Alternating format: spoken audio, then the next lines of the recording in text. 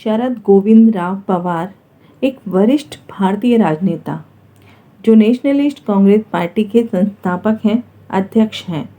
एक प्रभावशाली नेता के रूप में इन्होंने अपनी एक अलग पहचान बनाई है। 3 बार महाराष्ट्र के मुख्यमंत्री बन चुके हैं। पहले वो कांग्रेस पार्टी में थे, बाद में उन्होंने अपनी नेशनलिस्ट कांग्रेस पार्टी बनाई। शरद पवार का जन्म 12 दिसंबर 1940 को हुआ था। 1967 में शरद पवार कांग्रेस पार्टी के टिकट पर बारामती विधानसभा से सेलेक्ट होकर पहली बार महाराष्ट्र विधानसभा पहुंचे थे और 1978 में इन्होंने कांग्रेस पार्टी छोड़ दी थी और जनता पार्टी के साथ मिलकर 1999 में महाराष्ट्र में एक गठबंधन सरकार बनाई। शरद पवार को राजनीति का पुराना और मंझा हुआ खिलाड़ी माना जाता है। 80 इयर्स ओल्ड पवार ने 26 ईयर की उम्र में ही राजनीति में प्रवेश कर लिया था। राजनीति के साथ साथ खेल कूद स्पोर्ट्स में भी शरद पवार पीछे नहीं रहे। कबड्डी, खो खो, कुश्ती, फुटबॉल और क्रिकेट जैसे खेलों में दिलचस्पी भी रखते हैं और खेल कूद प्रशासन से भी ये जुड़े हुए हैं। बहुत से विवादों, आपराधिक मामलों में भी इनका नाम सामने आया है। इनकी कुंडली अगर हम देखें तो बहुत सी बातें सामने आएंगी। राजनीति में अपना परचम लहरा चुके शरद पवार को बहुत से नेता अपना राजनीतिक गुरु भी मानते हैं। वृश्चिक लग्न राइजिंग चार्ट है इनका। लग्न में ही सूर्य और बुध का योग है। पंचम भाव में केतु है।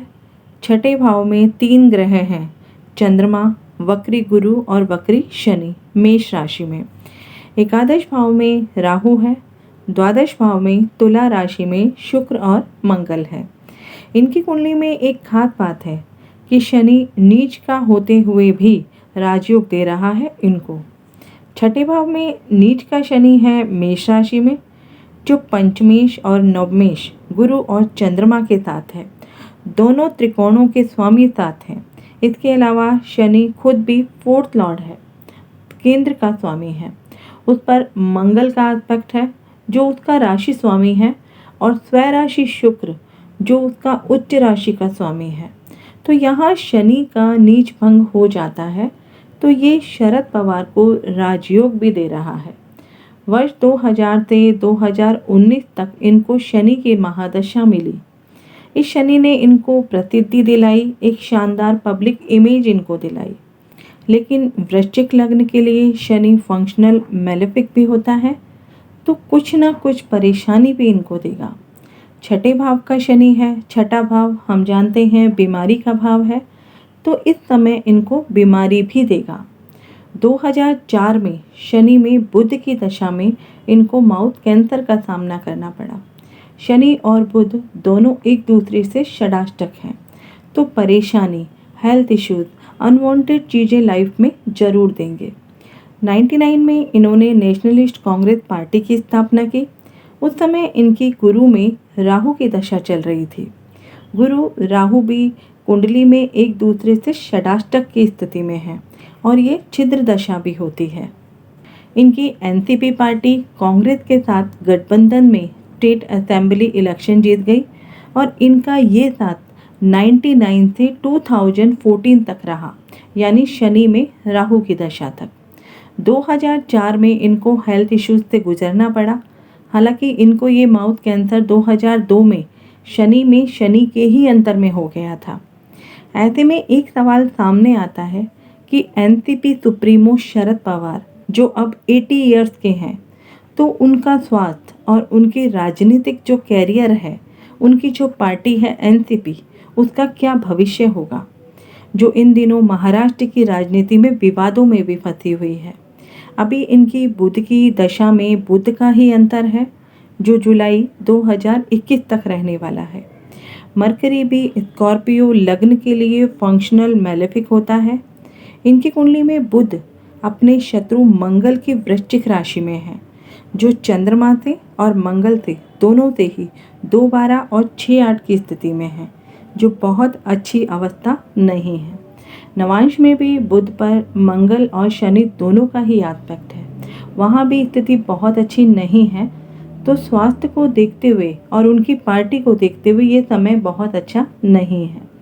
बुध की ये दशा 2019 से शुरू हुई है। तब एनसीपी, कांग्रेस और शिवसेना की गठबंधन सरकार बनी और उद्धव ठाकरे को महाराष्ट्र का मुख्यमंत्री बनाया गया। ये सब हम सभी जानते हैं कि ये गठबंधन सरकार किन परिस्थितियों में बनी थी। आगे आने वाला समय शरद पवार और इनकी एनसीपी पार्टी के लिए कैसा रहेगा? बुध में शुक्र के अंतर में यानी जुलाई 2022 से मई 2025 तक का समय होगा, वह इनके स्वास्थ्य की दृष्टि से सही समय नहीं होगा। इस समय इन्हें बहुत संभल कर रहना होगा। वहीं अगर हम इनकी जेमिनी चर दशा से भी देखें तो एक्वेरियस में कैप्रिकॉर्न की दशा फरवरी 2022 तक रहेगी।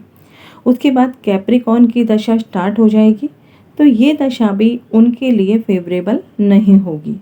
वहीं अगर हम एनसीपी पार्टी की बात करें तो अजीत पवार, जो अक्टूबर 2012 से सितंबर 2014 तक महाराष्ट्र के डिप्टी सीएम थे। बाद में उन्होंने बीजेपी के साथ मिलकर सरकार बना ली। तुला लग्न की अजीत पवार की कुंडली है, जिसमें बुध की महादशा में चंद्रमा की दशा चल रही है। उसके बाद इनकी मंगल की अंतर्दशा शुरू हो जाएगी। तो ये दोनों ही दशाएं उनकी पार्टी के लिए फेवरेबल नहीं है, जो 2022 तक रहने वाली है। उसके बाद राहु की अंतर्दशा 2025 तक रहेगी। तो आने वाला जो दशा सीक्वेंस है वो बहुत अच्छा नहीं है एनसीपी पार्टी के लिए। 2024-2025 तक इनकी लिब्रा की चरदशा रहेगी। आत्मकारक जुपिटर वहाँ प्लेस है। अजीत पवार की हॉरोस्कोप में भी एनसीपी का भविष्य बहुत स्ट्रांग और फेवरेबल नहीं दिखाई दे रहा। तो ये थे मेरे एनसीपी पार्टी और शरद पवार के आने वाले समय के कुछ ज्योतिषीय विश्लेषण। फ्रेंड्स, एक वीडियो में सभी कुछ कवर कर पाना बहुत मुश्किल होता है।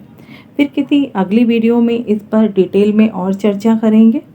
आशा करती हूँ आपको ये वीडियो ज़रूर पसंद आया होगा। मिलते हैं अगले ज्योतिष के नए विषय के साथ। तब तक अपना ध्यान रखें, स्वस्थ रहें, सुरक्षित रहें। जय हिंद, जय भारत।